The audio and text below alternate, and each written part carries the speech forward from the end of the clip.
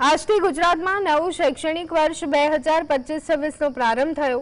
આ સાથે જ રાજ્યભરની શાળાઓમાં ઉત્સાહનો માહોલ જોવા મળ્યો। ખાસ કરી પાટણ જિલ્લામાં 762 સરકારી અને 101 ખાનગી પ્રાથમિક શાળાઓમાં હજારો વિદ્યાર્થીઓના કોલાહલથી સરસ્વતીના ધામ ગુંજી ઉઠ્યા।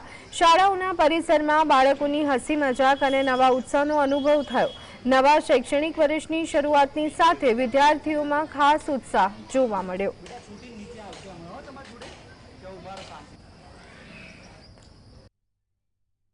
આજે નવા શૈક્ષણિક વર્ષના પહેલા જ દિવસે લગભગ 90% જેટલા વિદ્યાર્થીઓની અહીંયા હાજરી છે અને બધા જ બાળકો અને પેરેન્ટ્સ પણ ખૂબ જ ઉત્સાહ સાથે અમારી સાથે જોડાયા છે, જેનો અમને આ પહેલા દિવસે ખૂબ જ આનંદ છે।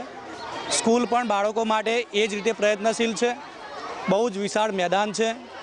દરેકે દરેક બાળકોની સુરક્ષાના ભાગરૂપે અમે દરેક બાળકોનું સુરક્ષા કવચ એટલે કે વીમા કવચ પણ લઈ રાખ્યું છે।